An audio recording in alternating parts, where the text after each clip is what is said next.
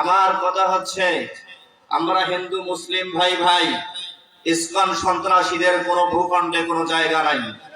কথা বলেন না কেন? আমরা হিন্দু মুসলিম ভাই ভাই, আমাদের কোনো বিভেদ নাই। আমরা শান্তি শৃঙ্খলা বজায় রাখার জন্য ভাইদের মন্দির পাহারা দিয়েছি। প্রয়োজনে ইসকন সন্ত্রাসীরা আমাদের ভাই সাইফুল ইসলাম আলিফের লাশ উপহার দিয়েছে, গলা কাটে তাকে জবাই করে দিয়েছে। তার ছোট্ট শিশুকে আজকে বাবা বাবা বলে চিৎকার করে তার স্ত্রীকে বিধবা করেছে, তার মাকে আজকে কি করলো, সন্তান হারা করেছে, বাবাকে সন্তান হারা করেছে। আমরা চাই সকল খুনের বিচার বাংলার মাটিতে হতে হবে। যদি সাইফুল হত্যার বিচার না করা হয়, তাহলে বাংলাদেশের মুসলমানরা আবারও রাজপথে জেগে কঠিন আন্দোলনে নামতে বাধ্য হবে। কথা বলতে হবে, ঠিক কিনা ভাইরা আমার? এটা বাংলাদেশ, এটা দিল্লি নয়।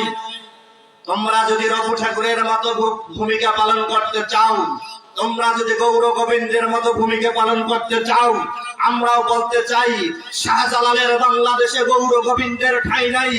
আমরাও তখন শহীদ তিতুমিরের পাশের কেল্লা হাতে নিয়ে রাজপথে আল কোরআনের ঝান্ডা এবং সম্মান রক্ষা করার জন্য নেমে পড়ব। তবু আল কোরআন ইসলামের অবমাননা এই বাংলার ভূখণ্ডে হাতে নিব না। কথা বলতে হবে, ঠিক কিনা ভাইরা আমার? আমাদের কলিজায় আঘাত লেগেছে।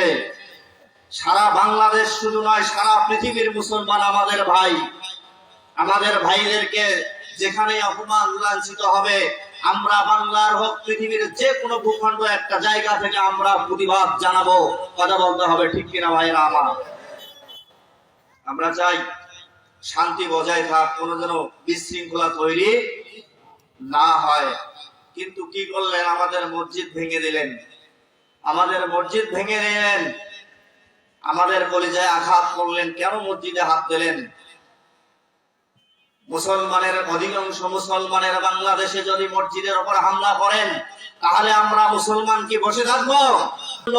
আমাদেরকে রাজপথে নেমে নিজের অধিকার আদায় করার জন্য লড়াই করতে হবে। কথা বলতে হবে, ঠিক কিনা ভাইরা আমার?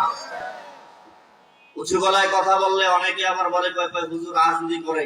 রাজনীতি কোরআনে নাই, রাজনীতি কোরআনে নাই।